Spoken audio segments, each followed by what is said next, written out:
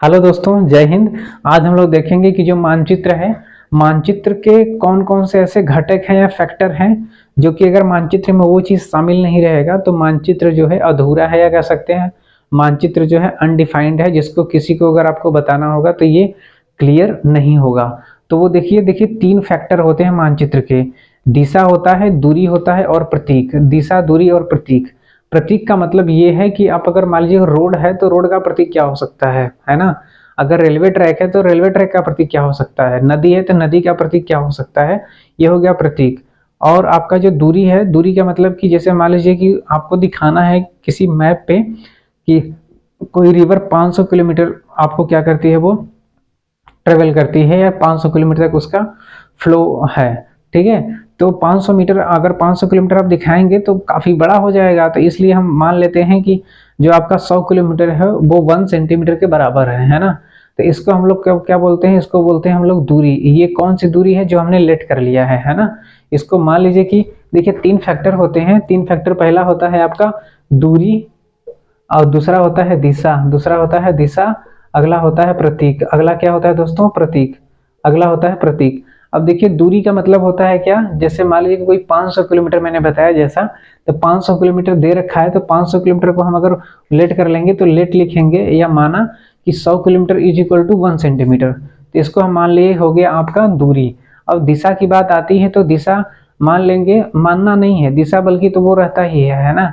दिशा बता देंगे कि अब ऐसे अगर कोई मैप है ना, सपोज करिए मैप है, तो मैप में मान लेंगे कि अगर हम इस साइड में है तो कह देंगे कि इस रोड के किस साइड में है, रोड के इस साइड में, मतलब ईस्ट में है, रोड के ईस्ट या पूर्व में है, तो ये हो गया आपका दिशा।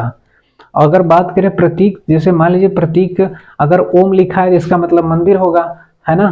क्या है, अगर प्लस लिखा है तो समझ लीजिए कि क्या है, क्रिश्चियनिटी, यानी उसको बोलते हैं गिरजाघर या बोलते हैं चर्च।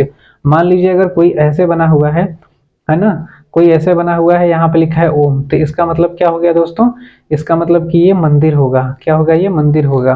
ठीक है, यदि मान लीजिए कि कुछ ऐसा बना हुआ है, ये कुछ ऐसा दिखा दे, ऐसा, और ये ऐसा करके ऐसे आ जाए और यहाँ पे ऐसे लगा दे, इसका मतलब क्या है ये, इसका मतलब यहाँ पे क्या है, मस्जिद है। क्या दोस्तों, ये मस्जिद है।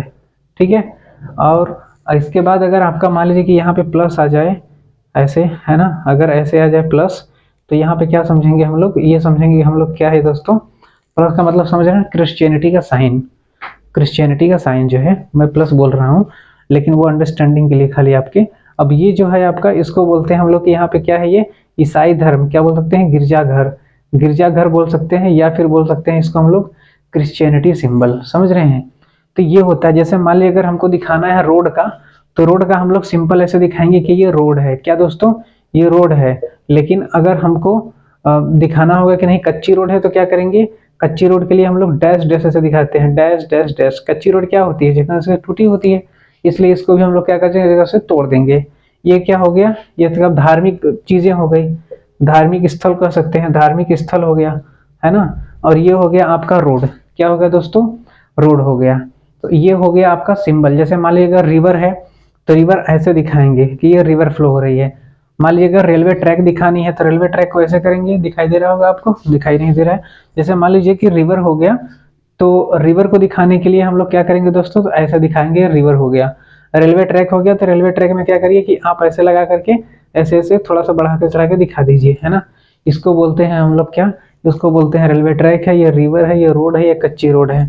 ठीक है, ये हो गया आपका जिसको बोलते हैं प्रतीक। प्रतीक अंडरस्टैंडिंग के लिए ठीक है, लेकिन इससे क्वेश्चन आपके क्लास 6 में पूछता है। लेकिन अगर यूपीएससी की बात करें दोस्तों, तो यूपीएससी सीधा क्वेश्चन नहीं पूछता, है ना, क्योंकि आपको पता है अंडरस्टैंडिंग केवल इतनी होनी चाहिए बेसिक। उसके बाद मिलेंगे हम लोग नेक्स्ट वीडियो में, तब तक के लिए जय हिंद।